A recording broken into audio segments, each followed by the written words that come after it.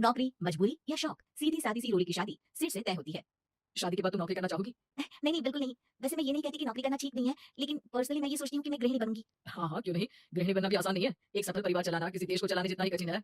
रोली को सिर का साथ और बात दोनों अच्छी लगती है, और फिर वो दिन भी आ जाता है जब दोनों की शादी हो जाती है। शादी के बाद ये क्या, सारा दिन किचन में कपड़े और चार दीवारों के आगे पीछे घूमती रहती है।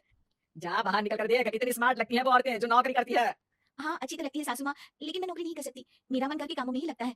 अरे मेरी बेटी तो कमाती है, अपने को फिट भी रखती है और सास को भी खूब शॉपिंग करवाती है। अच्छी बात है ना सासू माँ। मैं तो जो है उसी में संतोष मान लेती हूँ। बरकत होनी होगी तो इसी में भी हो जाएगी। ये बोलकर रोली चली जाती है। एक दिन सास की सहेली घर आती है, जहाँ रोली उन्हें चाय के साथ कई तरह के पकवान बनाकर खिलाती है। अरे वाह, तेरी बहू तो बहुत गुणी है, कितना सब बनाकर ले आई। मेरी वाली तो ऑफिस से आकर 2 रोटी ही सेक दे तो समझो एहसान कर दिया। अरे ऐसा ना बोल, तेरे घर में 2 कार, 4 मंजिला मकान और तेरे लिए जो वो अपने पैसे से साड़ी लाती है वो भी तो कितनी कीमती होती है। अरे मेरी वाली तो बस सारा दिन इन्हीं 2 कमरों को ताजमहल बनाने में लगी रहती है। सहेली चली जाती है। कुछ समय बाद रोली को एक सुंदर सी बेटी होती है। अरे क्या सारा दिन उस बच्चे में लगी रहती है। माँ, मुझे ना 1 मिनट भी छोड़ने का मन नहीं करता। देखिए ना, कितनी प्यारी है। मैं ना इस हर पल को एंजॉय करना चाहती हूँ। अरे हाँ हाँ, हमने भी बच्चे पाले हैं, हम भी जानते हैं कि कितने प्यारे होते हैं और अपने बच्चे को बढ़ता हुआ देखना कितना अच्छा लगता है। लेकिन एक दिन अचानक, और रोली, एक बहुत बड़ी घटना हो गई। एक शॉर्ट सर्किट से पूरी दुकान जल गई। ओह! अब अब क्या कुछ समझ में नहीं आ रहा कि कैसे घर चलेगा। घर की पूरी गाड़ी पटरी पर लाने के लिए कई साल लग जाएंगे और वापस पहले जैसे होने में भी बहुत टाइम लग जाएगा। रोली रोली कुछ सोचती है, फिर अपने 3 महीने के बच्चे को देखती है और कहती है, आप कहें तो मैं नौकरी शुरू कर दूँ? माँ मुन्नी को देख लेगी, फिर शाम को तो मैं घर आ ही जाऊँगी। सिड कुछ कहता है उससे पहले ही उसकी सास वहाँ आ जाती है। अरे हाँ हाँ, अभी तुझे नौकरी करने के लिए पूछना होगा। अरे घर पर इतनी बड़ी विपदा आ गई है, तू है कि बच्चे का मुंह देख रही है। अरे क्या मुझ पर भरोसा नहीं है? अरे नहीं, नहीं माँ जी, ऐसा क्यों बोल रही हैं आप? फिर क्या था? सिड से पूछकर 3 महीने की बच्ची को रोली सास के पास छोड़कर चली जाती है। शाम को ऑफिस से आने पर अरे सारा दिन इसने तो चैन नहीं लेने दिया, बस गोदी में ले लेकर घूमती रही। हाथ दर्द हो रहा है। बहू को बहुत गिल्ट फील होता है, लेकिन जब वो घर की हालत देखती है तो चुप रह जाती है। ऑफिस में सहेली कहती है, अरे रोली, तेरी तो बच्ची छोटी है ना, कैसे मैनेज करती है? कैसे मतलब? घर पर रहती है वो अपनी दादी के साथ।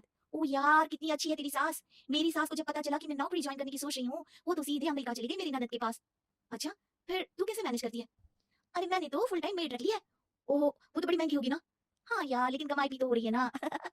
यार, मैं तो कभी अपना बच्चा इनके मम्मी पापा के पास ना छोड़ूं। प्यार दुलार में खराब कर देते हैं ये दादा दादी बच्चे को। नहीं नहीं, मुझे अपनी सास पर पूरा विश्वास है। जो मेरे पति को इतनी अच्छी शिक्षा के साथ बड़ा कर सकती है, वो मेरी बच्ची को कभी नहीं बिगाड़ेगी।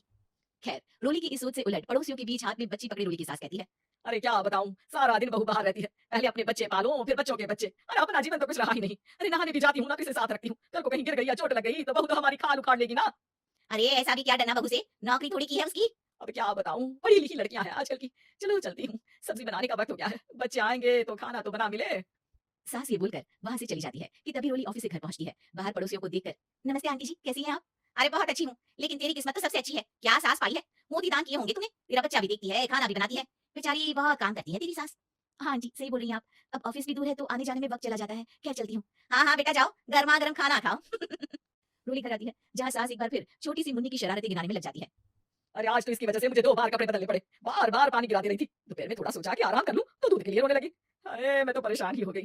रोली को सास की बात अब कुछ अजीब लगती है, पर वो जल्दी से कपड़े बदलकर किचन में जाकर रोटियां बनाने लगती है। सारा महीना काम करने के बाद रोली को सैलरी मिलती है। वो पैसे लेकर सीधे सास के पास जाती है। माँ जी, ये मेरी सैलरी। आपने हर कदम में इस घर का साथ दिया। मैं नौकरी करने के पक्ष में नहीं थी। मैं तो अपनी बच्ची को बढ़ता देखना चाहती थी। मैं थोड़े में भी खुशी थी। कभी मैंने आपको किचन में पैर नहीं रखने दिया था। घर की मुसीबत नहीं आती तो मैं कभी इन जिम्मेदारियों को आप पर पड़ने नहीं देती। अब सास समझ चुकी थी कि उसकी गलती कहाँ है। हाथ में पैसे देकर कहती है, मैं पढ़ी लिखी नहीं थी तो पति ने भी कभी पैसे हाथ में नहीं रखे। बेटे ने भी गल्ला संभाला, लेकिन तूने मुझे समझा। ये मेरा सम्मान है कि एक बहू होकर तूने पूरी सैलरी मेरे हाथ में रखी बेटा।